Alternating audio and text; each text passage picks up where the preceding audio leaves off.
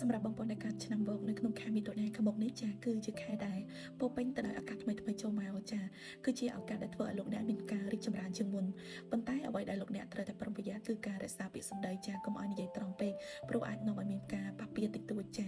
ចំពោះការងារចាបើសិនជាអ្នកធ្វើការវិញគឺមានឱកាសតាក់ទងមនុស្សចាស់ជួយជ្រោមជ្រែងឬក៏ជាក្នុងបង្អែកចាហើយតាក់ទងជាមួយនឹងអ្នករស់ស៊ីក៏ទទួលបានជាមួយនឹងការ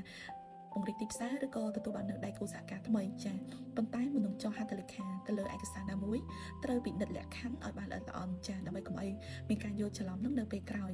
សម្រាប់ហិរញ្ញវត្ថុផងដែរគឺចំណូលចូលមកមានភាពនឹងណចាប៉ុន្តែមានការចំណាយច្រើនទៅលើគ្រួសារការដំណើរកម្សាន្តនិងទៅលើសម្ភារៈនិយមអីជាដើមចាជាពិសេសចាគឺអាចមានការចំណាយទៅលើការជួយអ្នកដទៃទៀតផងអញ្ចឹងគួរតែរៀបចំតុល្យភាពនៅការចំណូលចំណាយឲ្យបានច្បាស់លាស់ចាចំពោះទំនាក់ទំនងស្នេហាគឺមានភាពល្អប្រសើរជាងមុនដោយសារតែលោកអ្នកចាប់ផ្ដើមមានពេលវេលាឲ្យគ្នានិងចាប់ផ្ដើមស្ដាប់គ្នាចាច្រើនជាងមុនបើអ្នកដែលគាត់មានភាពប្រកម្មរកោសពេលកន្លងមកនឹងអាចសម្រុះសម្រួលគ្នាត្រូវរើគ្នាឡើងវិញផងដែរចាចំពោះសុខភាពមិនមានអ្វីជាបញ្ហាចោលទេគ្រាន់តែលោកអ្នកចាកុំគិតច្រើនកុំឲ្យ stress ចាហើយអាចមានបញ្ហាតិចតួចទៅលើកាពះតែមិនមែនជាបញ្ហាអីធំដុំនោះទេចាចំពោះសារសម្រាប់បងប្អូនដែលកាត់ឆ្នាំវកនៅក្នុងខែមិថុនាខាងមុខនេះលោកអ្នកមិនត្រូវឲ្យពាក្យសម្ដីអ្នកដទៃប៉ះពាល់ទៅដល់ទំនុកចិត្តខ្លួនឯងនោះទេអ្វីដែលលោកអ្នកសាកល្បងអ្វីដែលលោកអ្នកធ្លាប់តែខ្លាចមិនហ៊ានធ្វើនៅពេលមុនចាគួរតែចាប់ផ្ដើមនៅពេលនេះព្រោះវាជាឱកាសដែលធ្វើឲ្យអ្នកទាំងអស់គ្នាទទួលបាននូវឱកាសនិងរីកចម្រើនសម្រាប់ខ្លួនឯងចាអរគុណ